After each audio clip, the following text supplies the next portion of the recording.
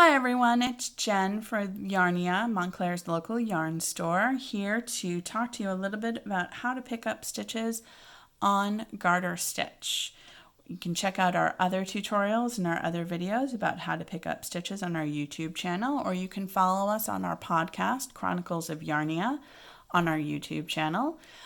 Please make sure to check us out online at shopyarnia.com, and we are on Ravelry as Shop Yarnia as well. So the first thing I'm going to talk about when we're talking about garter stitch is that unlike our stockinette swatch, where we have to pick up a specific ratio, a specific number of stitches we pick up for each row, garter stitch is a lot easier. Because of the way that garter stitch is shaped, where the stitches are almost compressed, you're going to pick up one stitch for every garter stitch ridge when you're picking up along the vertical lines. So this makes it really easy if you're doing garter stitch and you know that you're going to pick up the stitches. Think ahead, and you can in fact use a slip stitch edging on garter stitch. It actually makes it really easy to pick up the stitches along the vertical edge. To just slip the first stitch of each row with the yarn in front to make this chained edge like that. Now, if you don't, you're going to end up with this traditional edge where you have the little ridges and the bumps. That's not a problem either. The first thing I'm going to do is I'm going to show you how to pick up into the chained edge because it really is quite easy.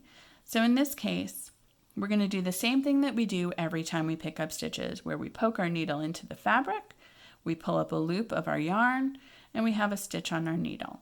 The reason that we are going to work with the slip stitch edge, remember, is that the ratio of rows in garter stitch to stitches you pick up on the edge is 2 rows in garter stitch to 1 stitch going this way.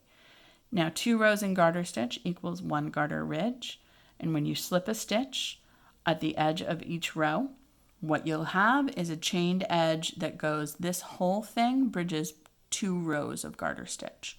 So it makes it very straightforward to look for our little gaps. See our little gap right there? This is our slip stitch edge. We're going to poke right into that gap, pull up a loop of yarn onto the needle. There's our stitch. We're going to go 1, poke, 2, wrap, 3, pull up. Now, if you notice, just like every time we pick up stitches, we always want to pick up 2 strands. The reason we do that is that if we pick up 1 strand, we end up with something that looks and feels thready and weak. See the holes? Not a good look. So, we're going to go back and we're going to pick up 2 strands right into this gap, nice and big, in, pull up a loop, poke in, pull up a loop. And we're going to go in every single loop. Poke in, take your yarn and wrap it around and pull it up.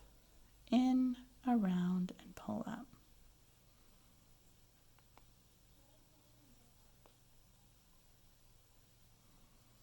And that makes a lovely tidy edge. And the nice thing, if you're working on any kind of modular knitting, you have a pretty chain on the back. So it always looks really nice from both sides. It's very reversible, the slip stitch edge. And it's a nice solid seam. It doesn't look thready. It's not going to pull on you. So that's how we pick up and knit on our slip stitch selvage. Let me show you how to pick up and knit on your traditional selvage. So in this case, it's very similar. We're still going to pick up 2 strands. There's 2 ways to do it. Number 1, you can either pick up in the ridge. Do you see, if you see the ridge is made out of this little pretzel guy, where there's a loop right here that has 2 strands, and then there's a little guy right here that has 2 strands, and a guy right here that has 2 strands. So you can either pick up into the pretzel, boom, wrap your yarn around. In this case, I'm going to use my fingernails to do it. 1, and then I'm going to go into my pretzel and loop. It's a little tricky. Into my pretzel. So that way is one way to do it. That's not my favorite way. My favorite way is to go into the valleys. The reason I like to go into the valleys is that it's tricky to get two strands when you pick up in the pretzel. So it's a lot easier to pick up in the valley and just pick up these two guys right here. Boop, boop. So what we're going to do is we're going to go here, pick up in the valley, and pull up a strand.